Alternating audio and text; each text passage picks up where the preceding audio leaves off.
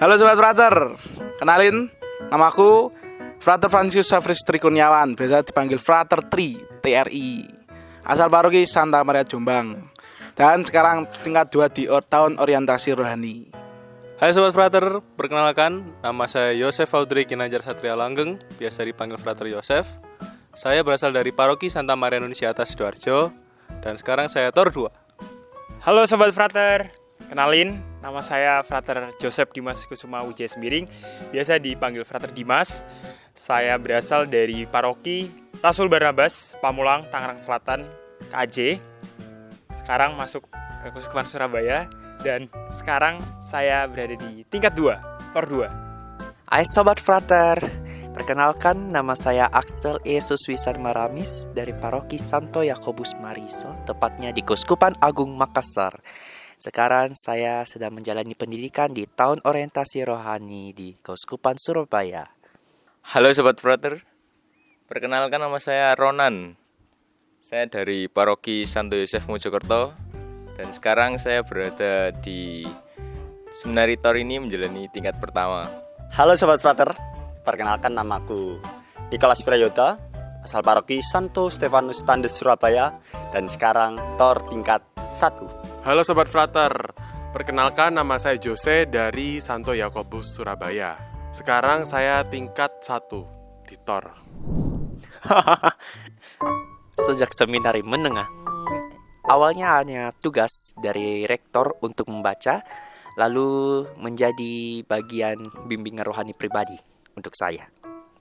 Pertama kali kenal kitab suci secara mendalam itu pas aku kelas 4 SD.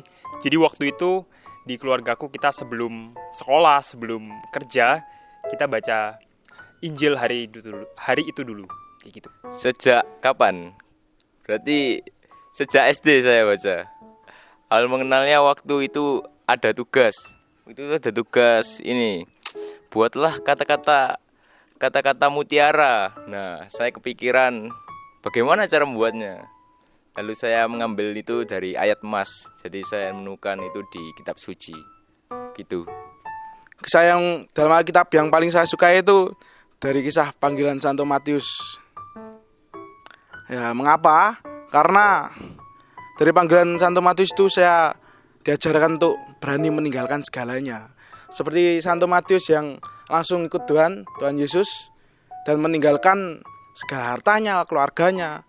Yaitu saya juga diajarkan demikian, untuk meninggalkan keluarga saya, mungkin masa muda saya, ya mungkin teman-teman saya, untuk menapaki jalan panggilan Tuhan, gitu. Kisah di Alkitab yang paling Frater suka.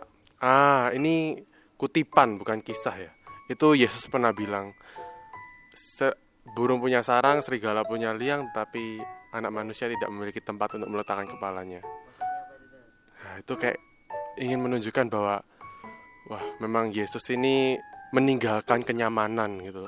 Dan itu berhubungan sekali saat Frater misal ingin memulai titik yang baru atau ingin melanjutkan ke sebuah titik yang baru, pasti Frater harus meninggalkan zona nyaman Frater dan ya seperti Yesus tidak memiliki tempat tidur, artinya meninggalkan segala kenyamanannya.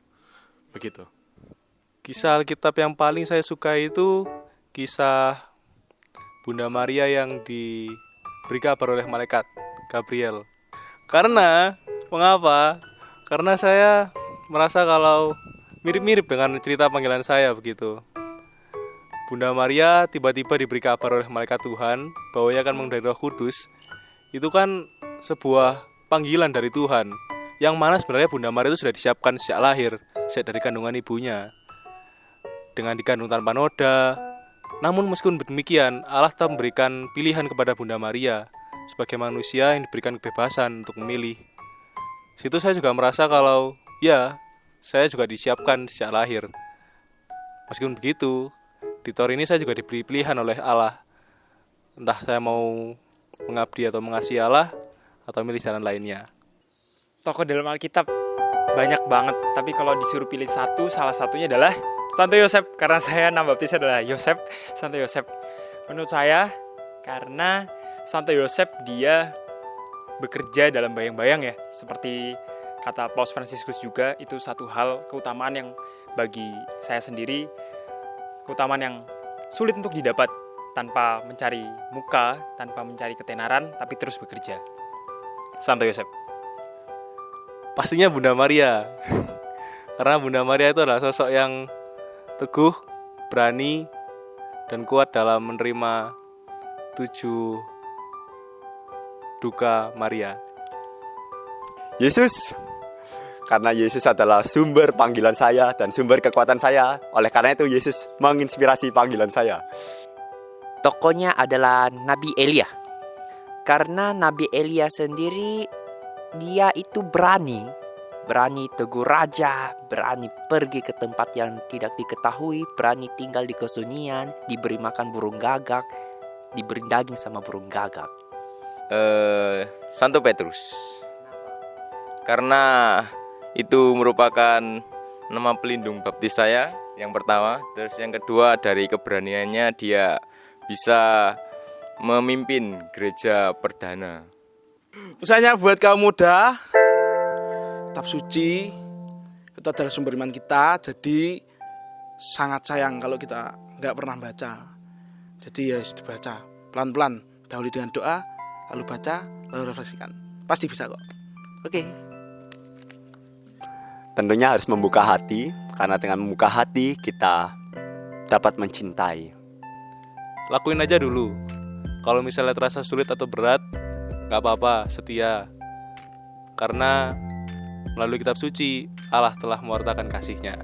Buat teman-teman orang muda di luar sana yang ngerasa sibuk banget dengan semua jadwal-jadwalnya, pertama, kalau memang susah banget, menurutku pribadi, baca dulu aja deh Injil setiap hari. Kita bisa baca Injil setiap hari lewat Instagram mungkin, atau lewat dari kitab suci itu sendiri. Jadi yang penting setiap hari tolong luangin waktu buat membaca kitab suci, apapun itu, terutama Injil. Saat memang teman-teman punya masalah, sobat-sobat punya masalah, atau mungkin sobat-sobat itu butuh sebuah jawaban, ya mungkin sobat-sobat bisa membuka kitab suci, karena semua kegundahan kita, permasalahan kita, kadang-kadang juga, bahkan semuanya juga ada di kitab suci gitu loh jawabannya. Jadi mari kita sama-sama semangat dalam belajar kitab suci. Frater semangat dan sobat-sobat juga semangat. Yesus berkata kepada kamu dan bukan hanya kepada orang-orang di saat itu. Jadi dengarkan dia dan tanggapi panggilannya. Baca, baca, baca. Dadah.